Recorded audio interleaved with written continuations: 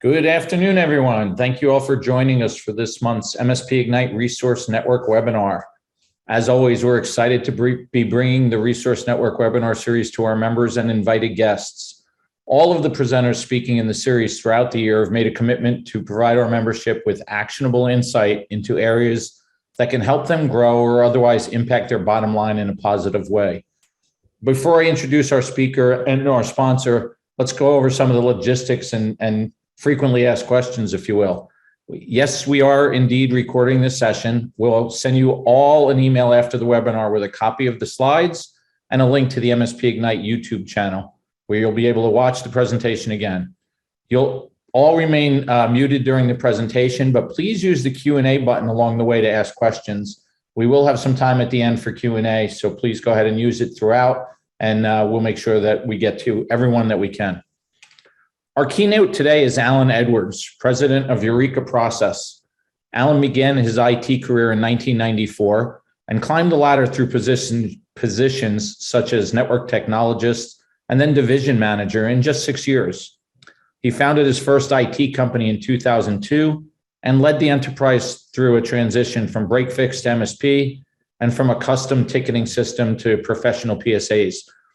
Allen provides consulting services to our membership in a variety of topics. Today, he's here to discuss the 6 leadership superpowers. I'm kind of excited about that. We normally introduce a sponsor next, and we have sponsors that help make these events happen. Today, we've got somebody in the sponsor slot that is actually also in our resource network, someone that has spoken before and is really here just to provide content. My good friend, Michelle Bornstein's with us. No sales pitch, no new security offering. She's just here to help you understand the power of optimization. Good afternoon, Michelle. Good afternoon. Thank you, Steve. I wanted to show how each of you today can begin to leverage the power of optimization. For over 15 years, I've been working within the primary tool sets of Autotask, ConnectWise, and QuickBooks to develop customized solutions that ensure optimal system configurations, process flow efficiencies, financial statement accuracy, combined with a customized training experience. I'm very passionate about helping business owners, and I believe when these areas are optimized, you are able to make critical business decisions based on financial insights and focus on growing your organization. Today, I would like to share a true story to explain why I'm passionate about helping business owners succeed, and I believe no owner should feel overwhelmed, frustrated, or even helpless when faced with the systems, process, or people challenges. This is a story where the power of optimization has helped overcome the very real business challenges that many face today, and the names have been changed for confidentiality purposes. Hal is a small business owner excited to break through to the $3 million mark after seeing growth in 2020. He's tired but pushing forward. He has a good team of people that seem to be on board with his goals. He wants the company to grow over the next year. Currently, there is a single person, Susan, responsible for handling most of the business transactions. It has been difficult to find others to help her due to challenges in understanding how Autotask manages quotes, service tickets, time entry contracts, and invoicing. There doesn't seem to be enough time in the day to figure out how everything connects, and it's easier for her to do all of the work. Since Susan is busy and needs to get everything done, she keeps track of many transactions outside of Autotask, manually adjusting invoices once they're in QuickBooks, tracking new contracts and services in a spreadsheet, and editing time entries from the engineers by marking them as non-billable to ensure they aren't accidentally invoiced. Hal struggles to get a pulse on business performance because much of the information is modified outside of the system. He worries Susan's missing something or making a mistake, but how can he manage effectively if the information is not visible to him? What if he must help out but doesn't even know how to create an invoice? What if she quits? To minimize these concerns, Hal has tried to make sure Susan is happy. He checks in with her throughout the week, asking if everything is okay, and she always answers with, "I'm good." He has given her the option to work 4 days a week to help minimize her stress, and he assumes that if there is an issue, she will let him know. On what was to be an uneventful Tuesday in the middle of May, he was surprised as Susan handed him her resignation letter. His right-hand team member was leaving him, Her last day was Friday of the same week. 4 days notice. Now what? As Hal went home that evening, feeling overwhelmed and thinking to himself, I can't sleep tonight because I'm worried about what is going to be missed. We have one person who has controlled all financial transactions for the past 7 years. How could she leave with 4 days notice? How can I fix this if I don't know how to get information from the system? I can't do the work or train someone because I don't understand the processes. Business owners should never feel the way Hal does.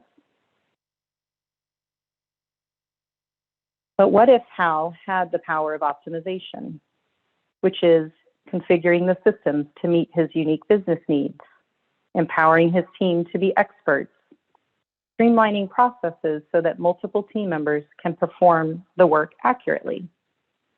If he had focused on optimizing his systems, people, and processes before Susan quit, dedicating time to ensuring they were fully perfect, functional, and effective, would he be in this situation today? I would like to share 3 tools that can help you begin to leverage the power of optimization.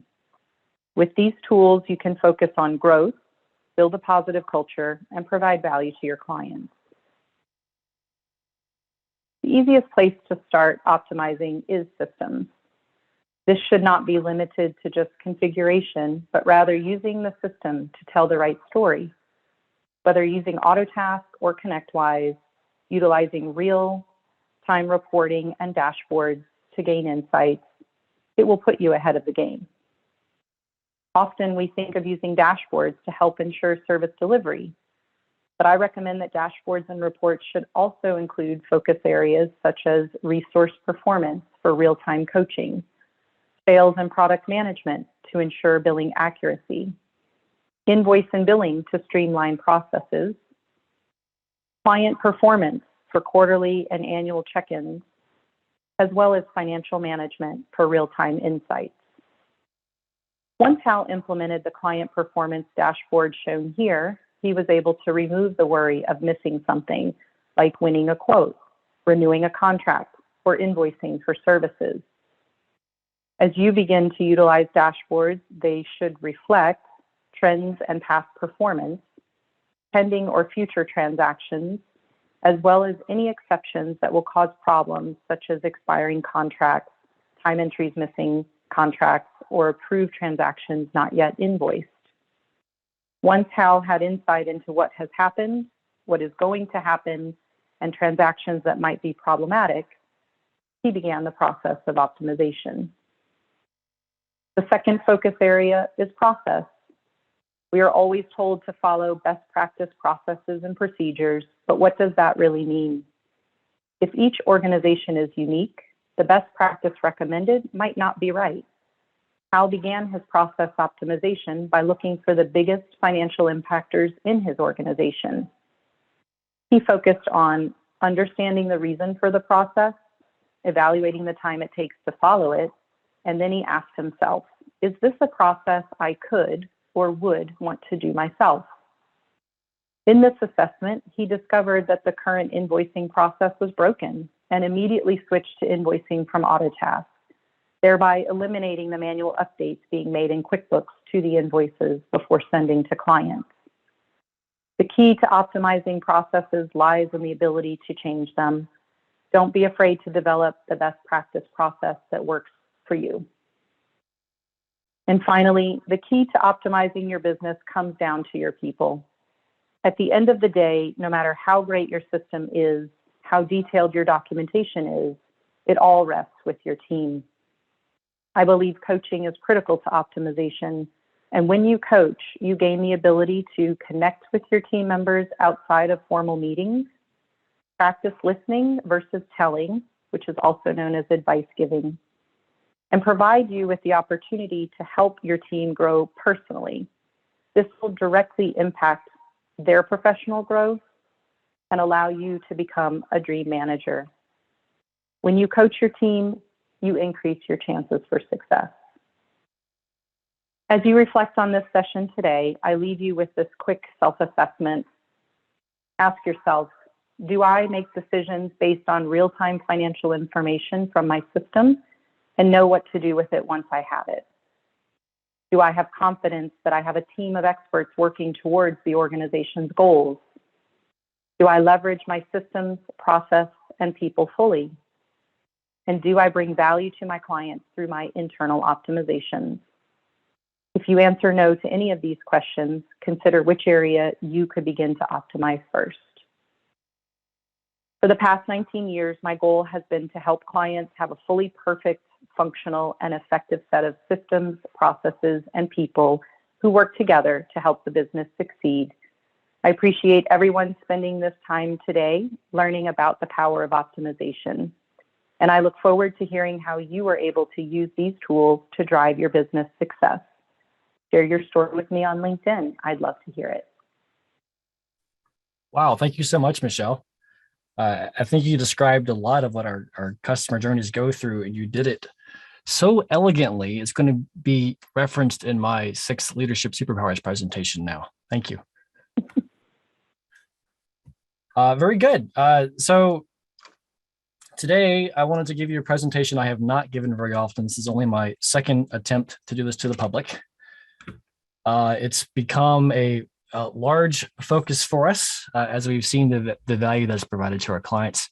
And I hope you don't mind me sharing this with you and showing you a few new cool things we've been working on in the background with it. So as Steve mentioned, I've been in the industry for a while. I'm not that old. I just started young. Owned an MSP, led some as employees as well. And now I do consulting for a living with my team of 6 people. I tend to speak fast and I get excited and I like interaction. So please do use the Q&A box or the chat feature. Send us messages. I don't mind being interrupted. There's a whole lot of content I'm trying to pack into a short amount of space. But I'd rather talk about what you are interested in versus just what's on the slide. So please don't hesitate to interrupt. All right. We're going to show you today 6 leadership superpowers. You're going to see why we call them superpowers and what they are. And we're going to start with the leadership power of decide. The simple ability to decide is probably the most fundamental of the 6 leadership superpowers. It is just the decision, a decision is just choosing between alternatives, and then of course, sticking with it until you have new data that brings about a new decision. If you are beginning to lead people, you're going to find that your troops can't and won't follow a leader who doesn't know where to lead them. Without a decision, their confidence erodes and energy wanes and it just sucks the life out of your company. Yet I find that very few leaders in the IT space tend to possess a superpower. That's not necessarily a bad thing. It's not a good thing. It's just a thing we have to be aware of. And one of the things that leads to the inability to decide, I'm going to go over just a couple of quick ones with you. Too many options. We're in IT. We know a lot of stuff. We're pretty smart people. How do we decide between all the options? Pretty classic advice out there. I won't repeat it too often. Pros and cons list. Or more importantly, a weighted pros and cons list. For example, if you have 1,000 pros, but the con is certain death, that has too much weight. You can't do it. As well as too many options, you also have too many opinions. Have you ever tried looking for new antivirus software? You get your team together, somebody wants antivirus A, somebody wants antivirus B, somebody wants antivirus C. Maybe they all have equal weighting in the pros and cons list. Well, the good news is you've hired a bunch of professionals. You needed their opinions. And the fact is, if you've asked their opinion, you have listened to their opinion and you end up saying, thank you. I think we're going to go with this other option though. They have been heard and they are now more invested in the decision and you were able to decide still. I also want to give you the warning in the decide superpower. Some people think they're doing great at deciding because they keep making a different decision on the same piece of information over and over again. I equate it to watching a tennis match. You're in the audience and you look left because we decided to go that way now. And then we decided to go to the other side So now you look right, and it's just back and forth, volleying the ball back and forth. You're giving your team whiplash. So I encourage you, when you make decisions, it is okay to change your mind when you have new data. But when you get that new data, use that for your mind change. And then it's not changing your mind; it's making a new decision at a new data, at a new data point.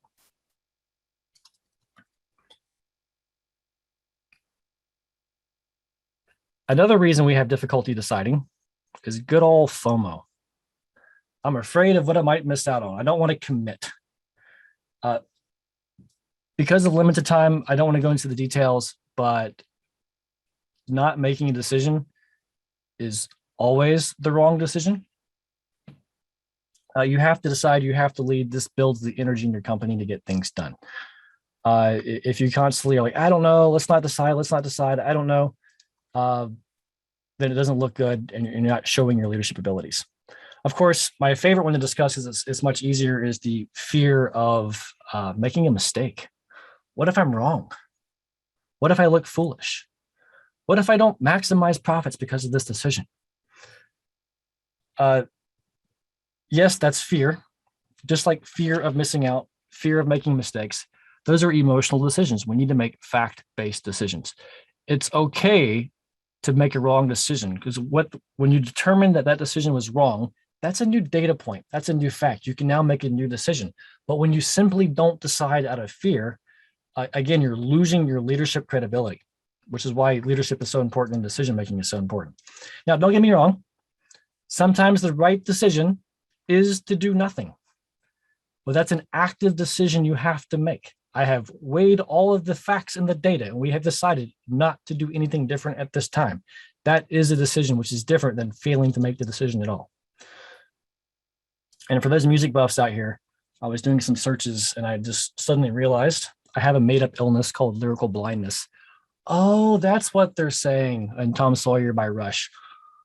He knows changes aren't permanent, but change is. We're going to make changes. We're going to make different decisions as long as they're fact-based and not emotional. That is a strong leadership superpower of Decide. I wanted to address a comment made by Felicia that when you're making your pros and cons list, it's actually based on a requirements list. Absolutely, that was in my detailed notes, Felicia. If you're peeking, let me know how you got in. But yes, when you're evaluating software, hardware, vendors, any of those types of things, what are the requirements? What are the needs? Pass or fail. That's a weighted thing of needs versus your wants. Those, okay, I don't have to have them, but if I can get this too, great. Obviously, add to that budget in your requirements, and you begin to get a shorter list of, so you take care of the too many options issue and boil it down to the very few, or if you're lucky, boil it down to one. Then it becomes a very easy decision. If you trust your facts, you must decide.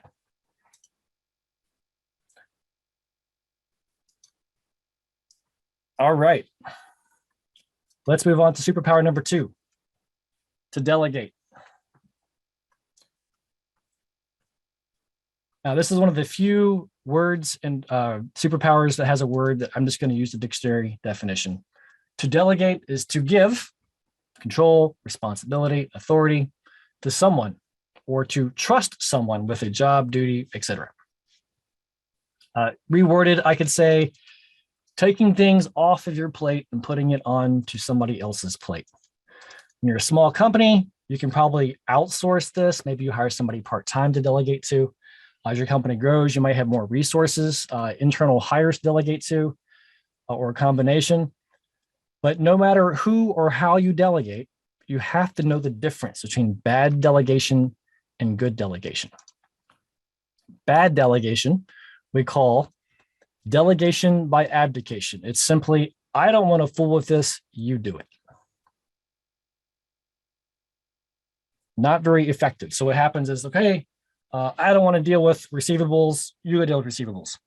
And they come back and they have some, they've collected some money, some clients are happy or not happy. The problem is you guys haven't agreed upon what are the desired outcomes, what are the desired results, what are the desired methods to follow. How are they supposed to read your mind and know what to do? So the better way to delegate is not micromanagement. Sorry, let me back up. That leads to, oh, I didn't get the result I want. Let me micromanage you. Nope, I want you to do it this way. Nope, do it this way. I would have done this differently. Instead, what you want to give them is what I borrowed from Stephen Covey. Begin with the end in mind. What are the results that I want? Oh, you want to delegate receivables? Okay, I need to get AR balances down to X percent, and I need my clients to be happy about it. Hopefully you can develop some processes, which is coming up later for Superpower as well, on helping them to understand your general flow for how you would like it done. But most importantly, you have to hold them accountable to results. This is also covered pretty well in the 5 Temptations of a CEO by, I'm drawing a blank. I have his name later for another quote as well. Look that book up as well. But the temptation of a CEO is to want to be a friend and friendly versus holding people accountable to results. And by holding people accountable to results, they're actually happier. Even when they fail, they're happier because they know what the expectations are. So that is the best way to delegate, is by beginning with the end in mind, holding them accountable to results, and setting clear written expectations for what needs to be done and what the results are. I will continue to take questions. I see Felicia has some more comments here. Oh yeah, clients delegating. So they're delegating by outsourcing to you guys, the IT service provider or security provider. I was like, I just don't want to do it. I used to call those checkbox clients. Do you have security? I outsourced that. I wrote a check. I put a check in the box. Yes, I'm done. Please don't fool with me on these questions and answers. I don't want to meet with your VCIO. I don't want to be involved. That's delegation by abdication. It's not the best. They're also the ones that are going to complain about every little detail. Like, why are you asking me for new computers? I don't need that. Just keep it working. You want to instead begin with the end in mind. Our end in mind as a managed service provider, for example, is to prevent you from going down. And to get to those results, these details need to happen. Great example. All right, my favorite superpower to discuss, because it's the most difficult to understand, which probably is because of my lack of a superpower you'll see in a minute, is the ability to predict. So the first challenge is that I have stolen the definition of predict and I have just changed it to my own will. And I'll show you how I did that. So let's do what I make weird about the predict by using a little parable. I want to tell you the story of 2 farmers. Both farmers, they're across the street from each other, equal size farms, equal in a lot of ways. They have this deadline. They're supposed to produce their crop by a certain date.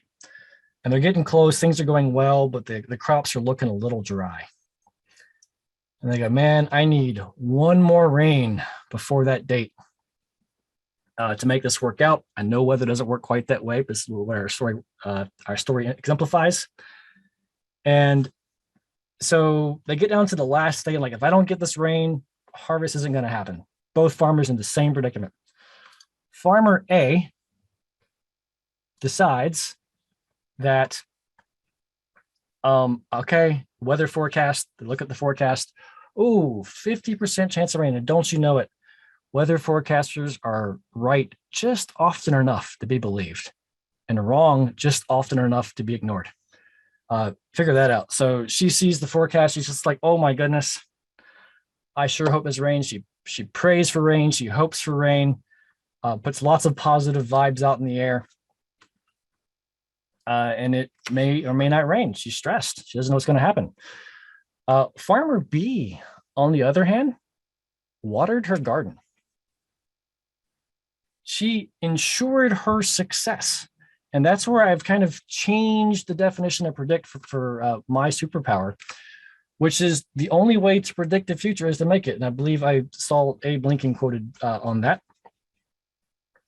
And that's what makes predict the strongest superpower. Now, I don't want to say there is no forecasting involved.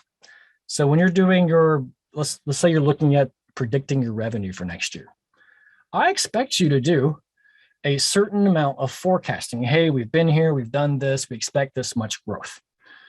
That's a piece of the equation, but it's not the only piece of the equation. You also have to decide, you have to predict what you need to happen. And then you have to decide the steps that you're going to have to make happen to get to that revenue goal. Okay, well, I have to hire a salesperson, or I need to create this marketing material, or I need to free up capacity. Whatever those steps are, you have leadership in you. You have your own company. You have your own department you're running, maybe. Predict what needs to happen. At the same time, there's also a piece of this that is that innate ability to understand what are the things required that can go wrong. If you want to cut pay to your team by 10% next week, can you predict the response? I bet most of you can. We have a certain understanding both in humans, in our business, in our industry, of the things that are going to happen. We have to factor that in to what our challenges are going to be to making it happen. So the predict superpower is understanding all the obstacles that could happen, all the benefits that could happen, and then making it happen anyways by creating sufficient plans. That's the predict superpower. Very good, Felicia. Farmer C installs an automatic watering system years in advance. Absolutely, because they predicted that these things are uncontrollable and I want the control. The weatherman's not going to make it rain for me. All right, let's move on to the process superpower. Now, you would think, being that I founded Eureka Process, that process would be my favorite superpower, and you could not be more wrong.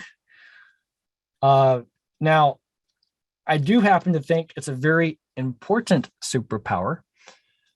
And I want to give you guys some credit here. While the strongest process person is going to document their process and follow documented process, that is not the only thing required to be good at process. That's a great result from it, mind you. There are people in the world who are just good at process. I call them linear thinkers. I know in some circles, linear thinking might be seen as a disadvantage, or not a analytical thinker. Those are other traits. They are not better or worse. They're just different traits that people may have. I am a fairly linear thinker. In anything that I do, I see A leads to B, leads to C, leads to D. Think about your best technicians. Chances are your best technician isn't highly certified in one thing and took thousands and thousands of classes to get there. There's some great technicians like that. But typically, these are people who, when they see a technical problem, they go, oh, the way this system works in general is A leads to B, leads to C, leads to D. Power goes to the computer, which powers up the circuit board, which powers up the motherboard, which sends data to the memory sticks and to the hard disks. You learn how all those things connect together, and you're able to troubleshoot the path of where the problem first begins. That's a linear thinker. That's somebody who knows how to troubleshoot. They are probably good at process, even when they're bad at writing it down. They'd be even better at process if they documented those steps for others to follow or liked following process. All of these are parts of the gradient of the spectrum of being good at process. I'll give one more example of what a freaking linear thinker I am. I've had some knee injuries in my life, and I've started running many times in my life. I love running, but I don't do it very consistently because I have pain and I stop. No matter what city I'm in, when I start, what shape I'm in, I always find a course. I walk it. I keep changing the course until I hit a desired distance. Probably start 3 to 5K somewhere. And then I start timing the distance. And then I start making the distance faster until eventually that requires jogging and walking. And then eventually running and walking. And then eventually running and jogging. I always progress that way. I don't know why I've done that. And I've done that for 20 plus years.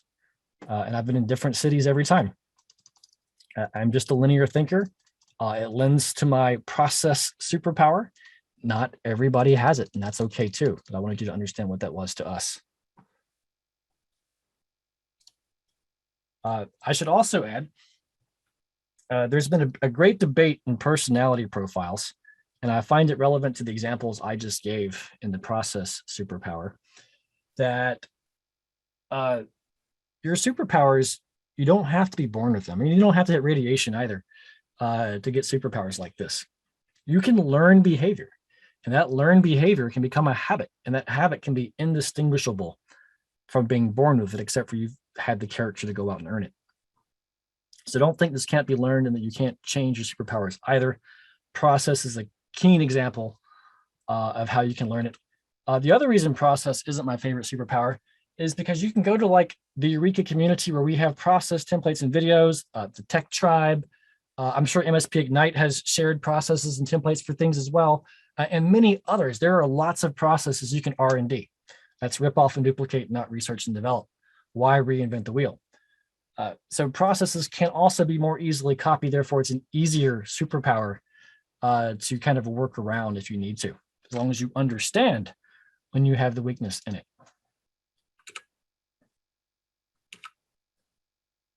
All right, I confess, the Simplified Superpower is actually my kryptonite. This is where I was, what I was referencing when I was talking to Michelle during the transition here, that she presented a topic that I talk to clients about all the time, but using her parable, and she was able to boil it down into such simple concepts that everybody could understand. Michelle, maybe you had to work at it, so maybe you had to earn it, or maybe it came naturally to you. It's something I have great difficulty in, and I've had to understand that and rely on my team to bring it to me. This is what's going on. So what is it to simplify? To me, it's the hardest leadership ability, and maybe it's because I do not possess it. It's also because when I'm speaking to IT service providers, the fact is you guys are a smart bunch of cookies. You tend to understand complex stuff much easier than others do. So it becomes pretty easy to say, oh yeah, A connects to B. We're going to have this PSA, we're going to have this integration to our accounting, which is going to integrate to our payment processor. And then we have this different time tracking system that integrates, or this process where it all makes perfect sense to you as you build it. But then when you look back after a few years training the new employee, you've suddenly created a giant spaghetti monster from hell that no new employee could possibly grasp if they didn't grow up with it from the beginning. And so that's just a challenge I think we have as a group of brain leading leaders. And that's not a bad thing. It's just, again, importance to be aware of where you are in the spectrum of each superpower. So when I'm trying to simplify something, no matter what it is, I like to ask two questions. Is this really necessary? Think about documenting client assets. I want to document a firewall. There's 1,000 settings in a firewall. Is it really necessary to document all 1,000 of those things? Or what are the basic things you need to know that might lead you to other data? And the one I'm less favorite of is it sufficient? Then you do have enough. If you have difficulty simplifying, sufficient is usually not the problem. You have more than sufficient. And I want to give another personal example of how Simplify affected my life here. So this little graphic here, we've spent, it's been 18 months now, developing a graphic to show our proven process at Eureka Process for our sales presentations, to explain it to clients who are starting out with us. And we have this graphic up here. You don't have to read it all, it's small. There's a tree going on. There's a cog wheel going on. There's like 4 arrows, 4 pie charts, 4 icons, 8 different words. There's a lot going on there, even though I felt it pretty accurately described what we do. And we looked at it and we're like, okay, something's still not quite right. And we started asking necessary and sufficient questions. And we suddenly started having breakthroughs. You know what? This isn't necessary for our audience. This isn't necessary because it comes later. Or you know what? They don't really need to know this to understand. We can explain that later. And we kept deleting things to make it better and better. And we ended up with this much more simple diagram. We have since added, we've added 3 arrows back in the middle to show the flow of the process. But what a difference in simplicity. Now, people see this diagram, they go, hey, Alan, you're great at simplicity, at simplifying. It's like, oh no, it took me 18 months to do this. That's not me being great. This is just me being aware that I'm not good at it and I needed help and time to make it so. Don't forget also when simplifying, a little side note here, document the rule, not the exceptions. Or if you look at the Pareto's principle, the 80-20 rule, you want to SOP 80% of what you do to free you up, free the humans up to deal with the 20% of the exceptions. So if you look at something that only happens once or once in a blue moon, don't document it or make it a side note, whatever, just document the rules because we still want to be people. And that helps simplify things, making processes easy to remember, rules easy to remember. So simplify, the key questions are necessary and sufficient. Or in the case of my little tree diagram there, what can I delete to make this better?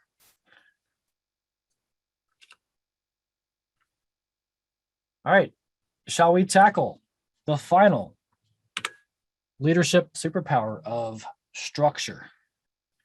What is the structure superpower? So first of all, this is ironic.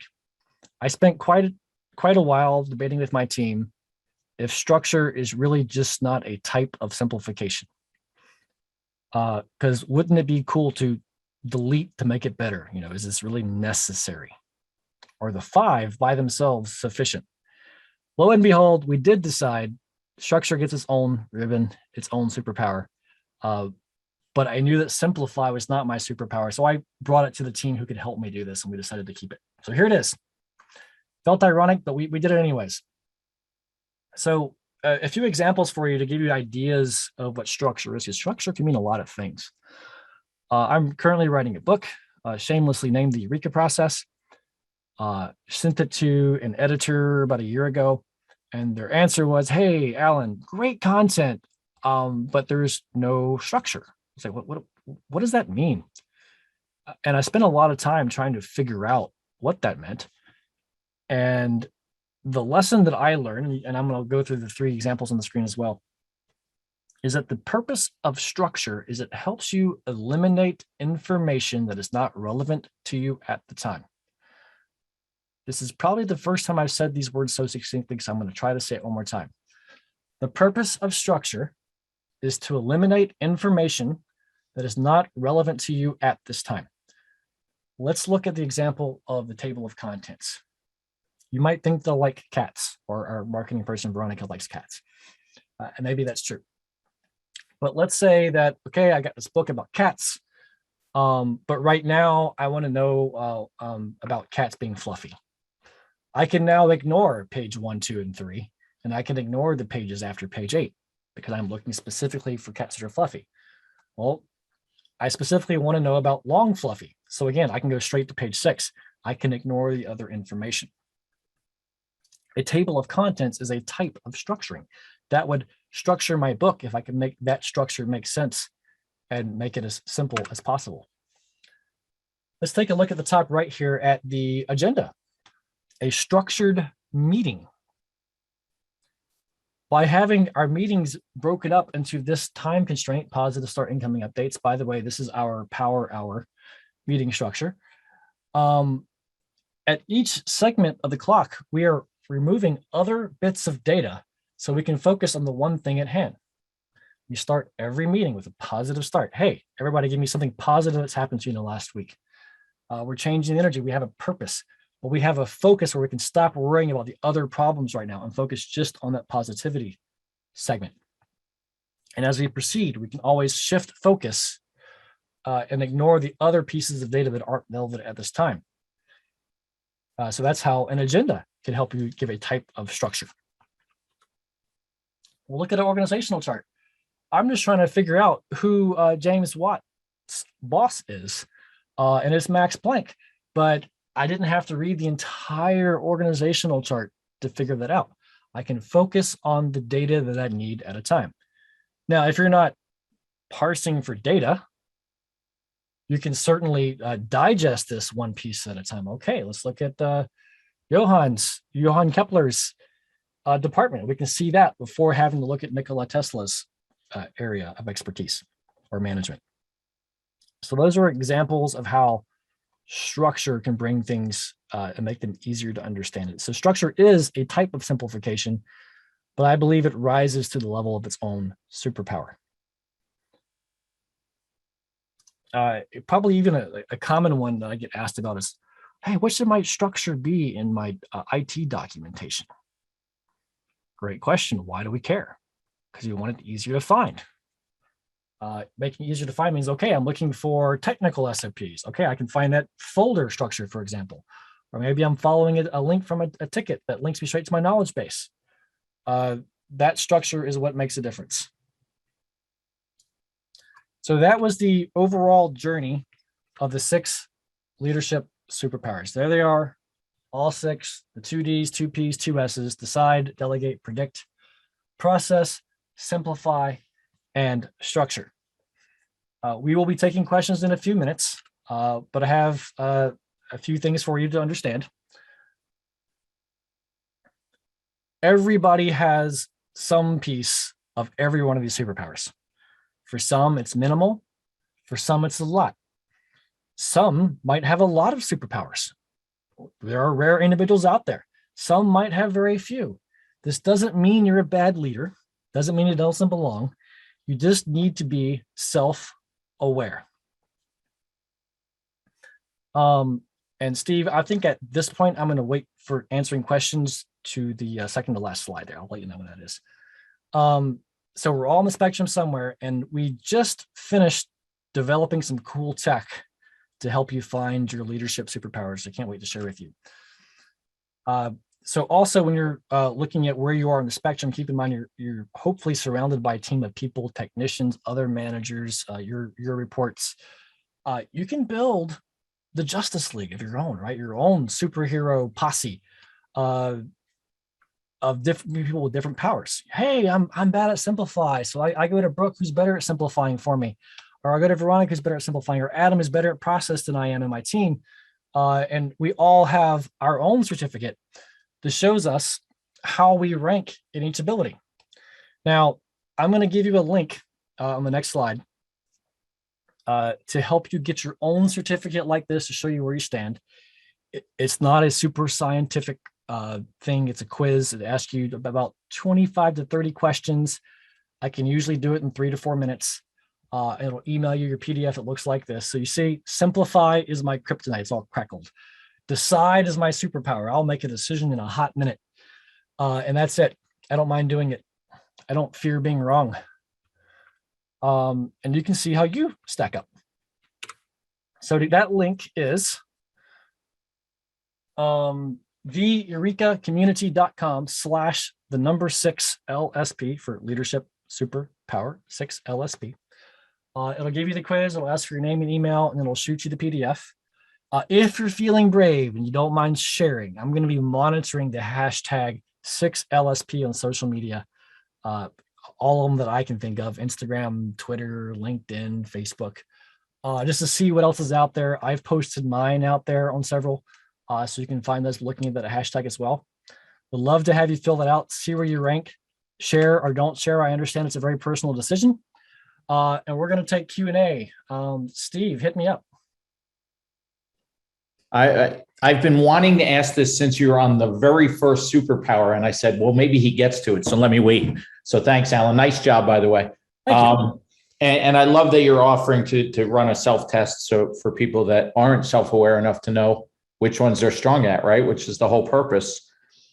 I totally was following you with well, if you know you're not strong at process, you hire somebody, right? That part all makes sense. There's someone on this call, I won't call him out, I think he's going to know I'm talking about him, that struggles with a superpower as an owner of a business that I don't know how you fix by just hiring someone. If you struggle with decide as a business owner, small business owner, how do you fix that? Excellent question. I think that's also why I said it's probably the most important of the 6 superpowers. Yeah. And I think the answer, and I honestly abbreviated this part of the conversation for time, which maybe looking at the time now, I over abbreviated. And I know Felicia had some words as well. It was there's lots of tools you just have to adopt. We kind of mentioned the pro-con list, especially the weighted pro-con list or the requirements list. So it's using those tools to your advantage. And of course, being aware that deciding is important. Not everybody thinks that's true. I've worked for people, it was quite frustrating actually, where they would make a decision, but it would be a different decision about the same topic every day. And finally I gave up. I'm like, I can't work here anymore. And I was You're making me laugh with that one, because you and I, as business consultants and coaches, right? We frequently come across people that struggle making decisions, right? And addressing it by saying, oh, I have to figure out or use these tools or follow this structure to do better at making decisions is great. But if the answer is always, let me keep asking more people for their opinion, then we never get to a decision point. Yeah, it's like you start adding information to a pool of information to decide from, but at some point you're not getting any new information. Exactly. And at that point, it's time to decide. And I feel that most of this issue stems around a fear of making mistakes. And this is bred into us or beat into us in school and society. And I think it's wrong. I think mistakes are great. Oh, you know what? I was about to quote a song and I realized it's a song in my wife's new band that's not published yet. So I can't quote the song. More mistakes you make, the more you win at life. Yeah. The song lyric. And I know that's a very difficult thing to get out of what's ingrained in us, but mistakes are good depending on how you treat them. I've made a lot of mistakes, which makes me a very smart guy. And that's how I think about it. Yeah, no, I'm with you on that. Peer group members will know I always talk about how my father used to tell me it's really important in life to learn from your mistakes. You'll be very successful though if you learn from the mistakes of others. Right. Avoid some of those. And every now and then I have to let some of my clients make their own mistakes. I'll give them the heads up, the warning. This is what I feel, this is how I think. All right, let's try it this way, see what happens. I wouldn't let them if it was a detrimental mistake, but some mistakes are just learning lessons. Right. Well, and I always say, listen, I've made a lot of wrong decisions, many, many, many wrong decisions. I never dwell on my wrong decisions. I do dwell when I don't make a decision. I sit there and I go, well, now it's even worse. I can't make a decision. I literally am stuck. Yeah. And that's when I'll get frustrated, right? Making the wrong one, who cares? It happened. I mean, if you can become no easy task, self-aware enough to realize that I'm having a decision-making problem at this juncture on this topic right now, that's a good start. You mentioned, what can I delegate? Well, one, you could delegate certain decision-making to other people. Obviously, there's a lot of places you can't do that, but there's some things. You could also ask a mentor, a friend, a coach, a consultant, a colleague, a confidant, hey, I'm having this tough decision. Could you give me some advice on how to make the decision? Even if you don't want to delegate the decision-making power itself. Let me just say to my staff that's listening to this, Alan, if you come to me with that question that Alan just posed, instead of what do you think of, or can you tell me what to do here, I'll be really happy. Ooh. Like if you actually called me and say, can you help me understand the criteria I should use to make this decision? I love that. Fantastic, Alan. Very good. I just came up with that too. I wasn't always as good at Delegate as I am now, and it's still not my superpower. But I remember I actually hired a family member years ago, and we just talked about me micromanaging. Very professional. Okay, you're right. I'm going to do better. 20 minutes later, she comes to my office asking if she should use the blue hanging folder or the green one. Yeah. And I had an opinion because I was asked a question, but I stopped myself. I was like, wait a minute. Are you asking to be micromanaged? Well, isn't that the challenge really, right? So for the leaders on this call, which just about everybody is a business owner or a leader of people on this call that at least those that I know, we delegate and then we say, but check with me first, right? So that's the first problem. Yep. But the truth is, most of the people that work for us that struggle and think they're being micromanaged too much are actually doing what you just said. They're actually asking for it because they're afraid to make decisions. Maybe that's because we don't empower them enough to believe it's okay to make a wrong decision. Yeah, I think even as owners, we continue to perpetuate that mistakes are bad. Right. I forget what book I'm stealing this from, but somebody made a bonehead decision supposedly, which cost the company like $6,000 to fix. And a mentor came to the end and was like, "Are you going to fire this guy?" I was like, "What do you mean? I just spent $6,000 training him." There you go. There you go. Right. That was a bargain. $6,000. Right? And it goes to what Felicia just posted about, if it's an expensive choice or an expensive decision that could hurt you, you might go slower at it. But there's a relativity to what expensive means. Right. Another thing that I usually state is if you need a night to sleep on it, by all means, I'm not asking you to rush a decision. I'm just asking you to act purposefully. I am purposely waiting one night to let my subconscious do its processing. That's a real thing. And you got to find what's right for you. But chances are, ask yourself, are you just delaying or do you really need the time? Is anything going to change in that time? Great point. Great point. Any other questions, folks? I haven't seen anything else posted. Alan, this is a fascinating conversation. I took a lot of notes. I wrote down the name of somebody right next to the decide one, so I'll have to reach out to him and let him know if he hasn't figured it out that I was talking about him. I know in the byline for this presentation, we stated that I started giving this presentation about a year ago, strictly to day one of our 7-hour strategy launch session to teach people how we're going to get the strategy aligned for their business. And I learned that I had to teach this first. That way I could come back to why am I making them make a decision now? And then overcoming a lot of the other objections. Oh, I got to set revenue. Well, let me do some math. I'm like, okay, we can do the math, but that's not going to be our sole thing to make a decision on. We got to actually predict and make things happen. Since I still have a moment, during our annual meeting last year with my leadership team, they came back with a revenue number, just speaking high level revenue, which is not everything, by the way. They came back with a number many times higher than I was hoping for as the greedy owner. And I was like, what the heck, guys? Okay, let's use our predict superpower. How are we going to make this happen? Every one of them had very clear steps, obstacles to figure out on how to make it happen. And we executed. I'm happy to report we're going to blow that goal out of the water. Because they were making it happen every step of the way. That's the true predict superpower. I like it. Fantastic. Love the approach. Thank you. Thank you very much for the presentation. You as well, Michelle. Thanks everybody else for their time today. Hopefully you've received some information that you can take back to your office and make actionable and helpful. For those not already participating in one of our peer groups, please feel free to reach out to us. We'd be happy to discuss the value with you and talk to you about that. Alan and Michelle, again, thanks for your time and expertise. Take care, everybody. Thanks, Steve.